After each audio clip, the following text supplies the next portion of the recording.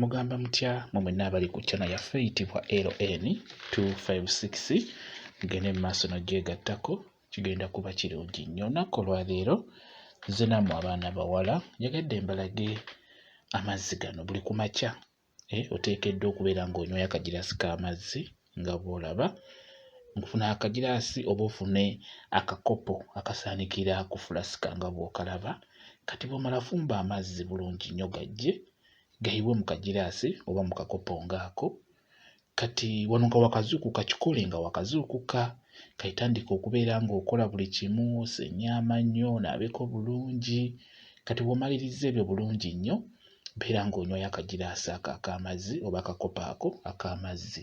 Naye amazzi g'oteekeddwa okunywa ggwe omwana omuwala oba omukyala, amazzi ago galina kubeera nga galimu ekibuguumirizi ekitono ge gajja okukolera ge gagenda okukuyamba ku nsonga y'okubeera ng'oyongera ku nsulo zo ez'amazzi. Ggwe omukyala ndi ku ggwe, beera buli kanaku ng'onywa akagiraasi k'amazzi ago agalimu ekibuguumirizi ekitono, okitegedde? Oba nnywa akakopo ka fulasika ako buli lunaku kyemanyiize ku makya nga tonnalya kintu kyonna. Kasita omaliriza okusennya amannyo bulungi n'okumaliza okunaaba bulungi nnyo omubiri, ky'ozzaako beera ng'onywa amazzi ago buli ku makya gabeeremu ekibuguumirize. Kigenda kuba kikuyamba okubeera ng'ofuna ku mazzi ago ge musinga okwetaaga mu abakyala ku nsonga eyo ey'omu kisenge.